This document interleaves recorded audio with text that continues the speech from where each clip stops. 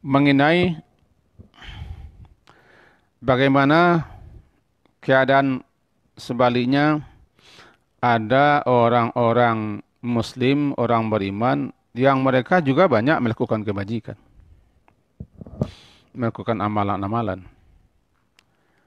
Tapi malahan kita lihat dalam keadaan dan kenyataan keseharian, banyak juga orang Muslim itu menderita, payah, susah, sengsara, berbagai macam penyakitnya datang menimpa.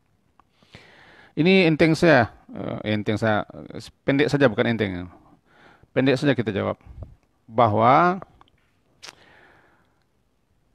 balasan yang akan diterima selagi orang itu beriman, jika dia beramal pasti ada. Dan balasan sebenar-benar balasan itu kan nanti di akhirat, namanya yaumul jaza. Tetapi ada balasan itu yang didahulukan di dunia, berupa kelapangan, ketenangan, keberkahan, rezeki, dan berbagai macam kemudahan-kemudahan.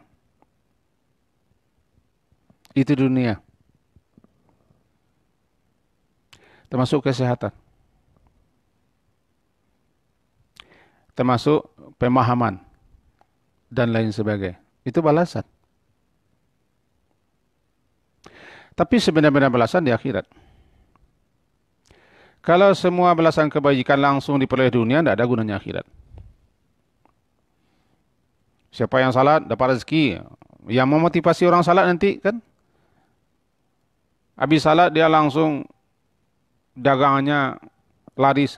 Motivasi salatnya nanti lantaran itu. Siapa yang rajin puasa, badannya langsung sehat. Tidak ada sakit-sakit selama 10 tahun. Nah, yang memotivasi orang puasa nanti seperti itu. Supaya suka memberi, suka memudahkan, suka melapangkan.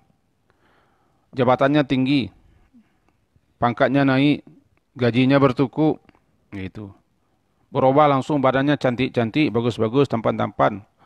Itu kan balasan dunia. Kalau begitu motivasi orang berbuat baik, beramal, tidak lagi imannya.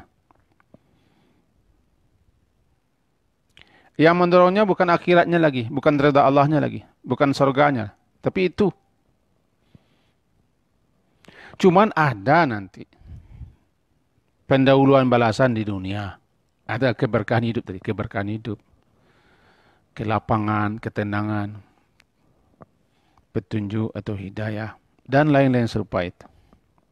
Cuma yakinlah, yang sebenar-benar balasan adalah akhirat. Akhirat. Sebaliknya balasan orang-orang beriman itu banyak yang susah, banyak yang sakit, banyak yang mengalami berbagai macam problem masalah. Di satu sisi, itu untuk menghapuskan dosa mereka di samping ujian. Bukankah makin takwa, orang makin saleh, orang makin banyak musibahnya? Iya. Makin banyak cobaannya? Iya. Untuk apa? Untuk melatih kesabarannya? Iya. Untuk menguji keimanan? Iya. Menguji ketawakalnya? Iya. Menguji keistiqamahannya? Iya. Menguji ketaatannya? Iya. Juga menambah pahalanya? Iya. Juga menaikkan derajatnya? Iya. Semuanya iya. Meskipun dia berbuat baik. Itu juga berfungsi untuk jika Allah ingin berbuat baik kepada seorang hamba, maka didahulukan iqab atas dosa-dosanya di dunia. Saya kutip lagi Imam Qurtubi. Kata Imam Qurtubi, jika ada dosa-dosa yang dilakukan oleh seorang hamba Allah, sementara Allah hendak menghapuskannya di dunia ini. Ya, Allah hendak menghapuskannya di dunia ini dosa-dosanya, kesalahannya. Maka berbagai macam musibah, berbagai macam bala, berbagai macam ujian telah dilewati dan telah dilalui. Sementara masih ada dosa yang hendak Allah hapuskan. maka kematiannya dipersulit gitu. Kematiannya dipersulit. Dengan sulitnya dia menghadapi kematian, itulah iqab terakhir, balasan terakhir, sanksi terakhir daripada dosa-dosanya. Sehingga dia tidak berdosa lagi. Nanti di akhirat tidak ada iqab hukuman untuk dosa-dosanya kalau Allah tidak berbuat baik kepada hamba ini. Begitulah gunanya iman. Itulah fungsi iman. Karena keimanan, keyakinan kepada yang gaib lah orang beriman itu bermasalah. Meskipun mereka tidak mendapatkan balasan di dunia ini. Karena mereka yakin kepada balasan akhirat, itu yang mendorong mereka untuk terus. Dan itu pula yang terus-menerus menggerakkan orang beriman untuk terus berbuat baik, walaupun orang tidak berbuat baik kepadanya. Walaupun air susu dibalas dengan tubuh. Walaupun nanti godok dibalas dengan cik kabau misalnya. Walaupun nanti seperti mengadang anak ular atau mengadang anak harimau. Lagadang wak dililitnya, lagadang itu diterkamnya. Tapi karena dia punya keimanan, itu pasti ada balasannya di akhirat. Dia tetap berbuat baik. Sebab yang mendorongnya adalah imannya. Imannya. Dia masih bantu, dia masih melapangkan, dia masih berbuat baik. Dia masih ingin melakukan hal-hal yang berguna, walaupun orang itu tidak membalas apa-apa terhadap diri. Karena motivasinya itu adalah dia yakin Allah pasti melihat, Allah pasti mengetahui. Dia yakin dengan cara begitu Allah akan reda. Dia yakin nanti di akhirat dia akan mendapat balasan yang jauh lebih banyak. Lantaran kesabarannya. Itulah yang mendorong orang untuk terus sabar dalam berbuat, dalam beramal, dalam berbuat kebajikan. Kalau tidak ada itu, orang malas berbuat baik. Contoh kecil. Bahawa kau tidak setolai, bahasa Minang. Kenapa tidak ikut lagi? Dulu rajin. Kegiatan-kegiatan sosial begini. Patah semangat. Kenapa patah semangat? Ya lah susah-susah kita, penat-penat kita, jadi kita pindah ada hasil nilainya. Disapa tidak, ditegur tidak, dihargai tidak, dikasih reward, ya reward namanya. Dikasih reward tidak ada, hadiah tidak ada, penat-penat, letih-letih sekitar.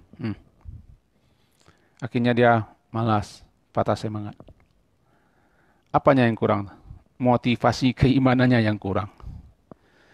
Berarti yang lebih kuat menonjolnya untuk berbuat baik itu adalah keduniawiannya.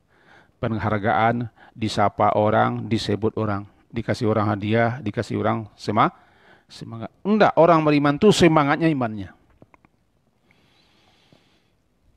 Makin tebal, makin kuat, makin mantap, makin teguh keimanannya kepada Allah dan keimanan kepada balasan akhir, makin kuat pendorongnya untuk berbuat baik. Karena di dunia tidak ada balasan yang sebenarnya. Paling-paling hanya bunga-bunga balasan. Kenapa orang terus tidak patah semangat dia berjuang. Tidak patah semangat dia berbuat. Tidak patah semangat dia untuk melapangkan membantu orang. Walaupun dia tidak dapat balasan apa-apa. Malahan sebaliknya diterima. Dorongan imannya kuat. Dia punya keyakinan yang kuat. Bahwa pasti ada balasan insyaAllah. Tidak sekarang, tidak nanti di akhirat. Jadi agak panjang lebar saya jawab pertanyaan seperti ini. Supaya duduk dia... Bagi saya juga harus duduk ini. Karena kita harus dimotivasi dengan cara begitu. Jadi bagi orang yang pematah pucuk, pematah semangat, pematah hati, orang yang suka ria, suka tampil, suka dipuja, suka dihargai, maka mari sama-sama memacu semangat kita untuk terus menguatkan, mengokohkan, meneguhkan keimanan. Keyakinan kepada Allah bahwa kita berbuat itu karena mengharap ridha Allah. Kita berbuat itu karena mengharap balasan akhirat. Kalau tidak ada itu, pasti sudah banyak semangat orang-orang yang ingin berbuat baik itu patah. Tapi karena itu, dia terus maju. Dia terus maju, tidak pernah berhenti, tidak jemu. Paling-paling kendor sebentar, lalu maju lagi. Paling-paling berhenti sejenak, dia maju lagi. Paling-paling lemah, kemudian dia kuat lagi. Karena memang iman itu kadang-kadang kuat, kadang-kadang lemah. Itu wajar saja bagi orang yang beriman. Tapi dia tidak patah, dia tidak berbalik ke belakang, dia tidak mundur. Paling-paling hanya mengasuh atau istirahat, atau melepaskan sesak napas, lalu maju lagi. Di sini kita mengukur keimanan seorang.